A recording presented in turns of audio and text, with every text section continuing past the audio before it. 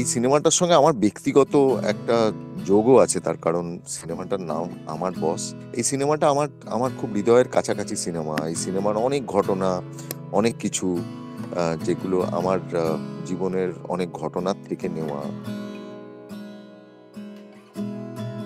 নন্দিয়াদির সঙ্গে আমার সম্পর্কের কিছুটা আভাস রয়েছে, আমার মায়ের সঙ্গে আমার সম্পর্কের জায়গা রয়েছে।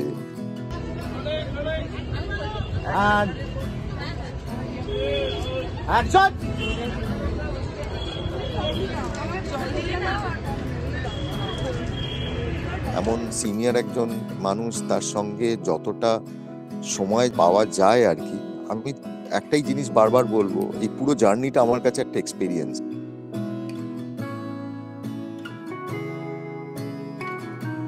রাখিদি ফিল্ম ইন্ডাস্ট্রিতে রাখিদির প্রায় এক্সপিরিয়েন্স বলা যেতে পারে 60 বছর, মোর দ্যান 60 ইয়ার্স।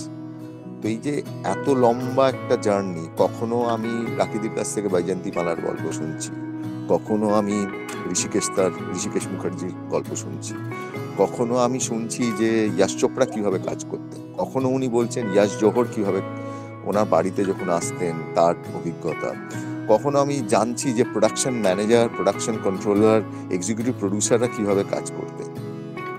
কখনো এরকমও ধরনের অভিজ্ঞতা আছে যে ঋষিকেশ মুখার্জি ছবিতে উনি কাজ করছেন যেখানে একটা শুকনো গরুর মানে এরকম একটা পটি পড়েছিল আর কি রাস্তায়। তো ওই রাস্তাটা দিয়ে যেতে পারা যাচ্ছে না, মানে অভিনেতা রাখিদি বলছেন ওই রাস্তা দিয়ে যাবো কি করে। ঋষিকেশদা বলছেন যে কি অসুবিধা, বলছে গিয়ে আপনি দেখুন না। ঋষিদা নিজে গিয়ে দেখলেন, দেখে নিজে হাতে ওই গোবরের পটিটা উনি নিজে সরিয়ে দিয়ে বললেন যে এই তো হয়ে গেল, যাও এবার রাস্তা দিয়ে। তো এই একটা মানে অভিজ্ঞতায়, মানে একটা এক্সপিরিয়েন্স বোঝা যায় যে মানে পরিচালক কে।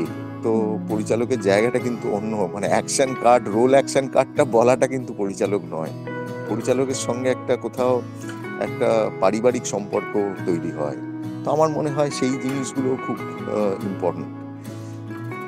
তোমাকে না সব ধরনের অভিনেতা অভিনেত্রী জীবনে কাজ করতে হবে।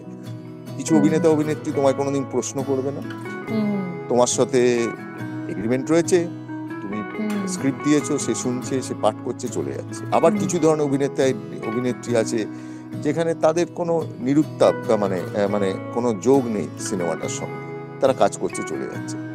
আবার কিছু ধরনের অভিনেতা অভিনেত্রী আছে যারা সিনেমাটার সঙ্গে এতটাই যোগ, তারা তোমার প্রশ্ন করবে। এখন অভিনেতা আমাদের বহু ক্ষেত্রে কি হচ্ছে, আমরা প্রশ্ন না শোনাটা আমাদের একটা সমস্যা হয়ে গেছে, যে আমাদের অভ্যেস হয়ে গেছে যে না আমাকে এত প্রশ্ন করবে কেন। কিন্তু আমার মনে হয় মানে এটাও দরকার, আমার প্রশ্ন করুক, আমি উত্তর দেবো।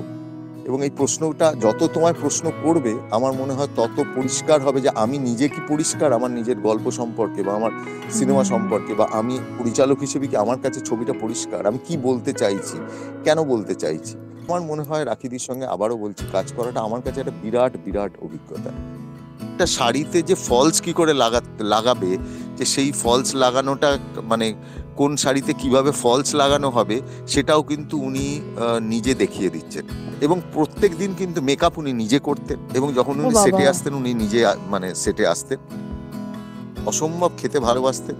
দুপুরবেলা উনি খেতেন কি বলে, উনি সব থেকে পছন্দ হচ্ছে মাছ, এবং সেই মাছ কিন্তু যে মাছ উনি বম্বেতে পাওয়া যায় না সেই মাছ আর কি। দরকার উনি বাটা মাছ খেতে ভীষণ পছন্দ করেন, বাটা মাছ, মৌরলা মাছ, তারপরে এই ধরনের মাছ খেতে বেশি ছোট মাছ আর কি। গুলজার সাহেব সারাদিন লেখার সঙ্গে কিভাবে ব্যস্ত থাকে সেই জিনিসটা আর কি। ওনার নাতিকে নিয়ে ওনার অনেক গল্প আছে, সেই জিনিস